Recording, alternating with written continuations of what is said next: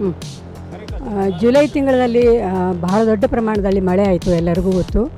ಆ ಸಂದರ್ಭದಲ್ಲಿ ಉತ್ತರ ಕನ್ನಡದ ಶಿರೂರು ಗುಡ್ಡ ಕುಸಿದಿದ್ದು ದೊಡ್ಡ ಒಂದ್ಸಲ ಎಲ್ಲರಿಗೂ ಶಾಕ್ ಆಯಿತು.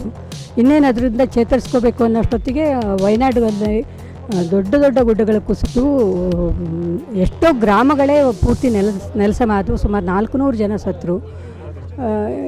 ಅದು ನಮಗಂತೂ ಚಿಂತೆ ಉಂಟು ಮಾಡಿದೆ. ಈ ಪಶ್ಚಿಮ ಘಟ್ಟಗಳನ್ನು ಈ ರೀತಿ ಅಗೀತಾ ಹೋದರೆ ಇದಕ್ಕೆ ಎಲ್ಲರಿಗೂ ಗೊತ್ತು. ಕಾರಣ ಏನು ಅಂದರೆ ಎತ್ತರವಾಗಿ ನಿಂತಿರುವಂಥ ಗುಡ್ಡದ ಬುಡವನ್ನೇ ನಾವು ಕಡಿತಾ ಇದ್ದೀವಿ. ರಸ್ತೆ ಅಗಲೀಕರಣಕ್ಕಾಗಿ, ಗಣಿಗಾರಿಕೆಗಾಗಿ, ಬೃಹತ್ ಪ್ರವಾಸೋದ್ಯಮಕ್ಕಾಗಿ, ಬೃಹತ್ ಉದ್ದಿಮೆಗಳಿಗಾಗಿ ಕಡಿತಾ ಇದ್ದೀವಿ. ಇದನ್ನು ಸುಮಾರು 15 ವರ್ಷದ ಹಿಂದೆ ಕೇಂದ್ರ ಸರ್ಕಾರ ಒಂದು ಇವು ಪಶ್ಚಿಮ ಘಟ್ಟಗಳ ನಿರ್ವಹಣೆ ಹೇಗೆ ಮಾಡಬೇಕು ಅಂಥೇಳಿ ಪಶ್ಚಿಮ ಘಟ್ಟ ಪರಿಸರ ಪರಿಣಿತರ ಸಮಿತಿ ಅಂತೇಳಿ ಮಾಡಿ, ಅವರು ಹಳ್ಳಿ ಅಡ್ಡಾಡಿ, ಇಡೀ 6 ರಾಜ್ಯದಲ್ಲಿ ಬರ್ತದೆ ಈ ಪಶ್ಚಿಮ ಘಟ್ಟ, ಇವೆಲ್ಲ ರಾಜ್ಯಗಳಲ್ಲೂ ಅಡ್ಡಾಡಿ ಜನರ ಜೊತೆಗೆ ಮಾತಾಡಿ, NGOಗಳ ಜೊತೆಗೆ ಮಾತಾಡಿ, ಸರ್ಕಾರದ ಜೊತೆ ಮಾತಾಡಿ ಒಂದು ವರದಿಯನ್ನು ತಯಾರು ಮಾಡಿ ಇದು ನಿರ್ವಹಣೆ ಹೇಗಾಗಬೇಕು ಅಂಥೇಳಿ ಈಗಾಗಲೇ ನಾವು ಪತ್ರದಲ್ಲಿ ಕೊಟ್ಟಿರೋ ಹಾಗೆ ಯಾವ ರೀತಿಯಲ್ಲಿ ಆಗಬೇಕು ಅಂಥೇಳಿ ಬರೆದು ಪ್ರೆಸೆಂಟ್ ಮಾಡಿದ್ದಾರೆ.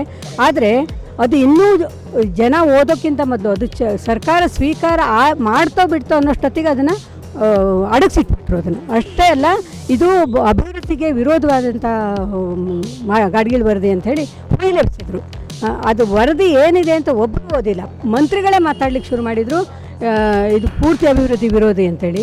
ಆದರೆ ಅದು ದೊಡ್ಡ ತಪ್ಪು ಕಲ್ಪನೆ. ತಕ್ಷಣವೇ ಸರ್ಕಾರ ಪುರ್ಸೊತ್ತಿಲ್ದೇ ಕಸ್ತೂರಿ ರಂಗನ್ ಕಮಿಟಿ ಅಂತ ಇನ್ನೊಂದು ಕಮಿಟಿ ಮಾಡಿದ್ರು.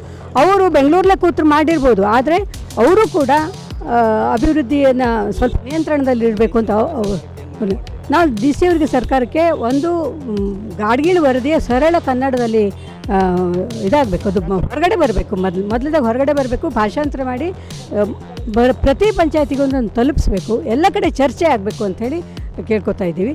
ಆಮೇಲೆ ಅದ್ರ ಜೊತೆಗೆ ನಾವು ಪರಿಸರಕ್ಕಾಗಿ ನಾವುದವರು ಕೂಡ ಅದರಲ್ಲಿ ಹೇಳಿರುವಂಥ ಮುಖ್ಯ ಅಂಶಗಳನ್ನೇ ತೊಗೊಂಡು ಈ ರೀತಿ ಇವತ್ತಿನ ನಮ್ಮ ಅಭಿವೃದ್ಧಿ ಅನ್ನೋದು ವಿನಾಶದ ಅಭಿವೃದ್ಧಿ. ಈ ಅಭಿವೃದ್ಧಿ ಬೇಡ ನಮಗೆ. ಜನರ ಜೊತೆ ಕೂತ್ಕೊಂಡು ಅವ್ರಿಗೆ ಯಾವ ಥರದ ಅಭಿವೃದ್ಧಿ ಬೇಕು ಅದನ್ನು ಮಾಡಿ.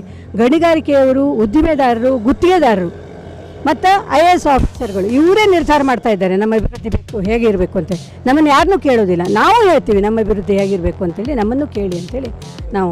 ನನ್ನ ಹೆಸರು ಶಾರದಾ ಗೋಪಾಲ್ ಅಂತೇಳಿ, ಧಾರವಾಡದಲ್ಲಿರೋದು.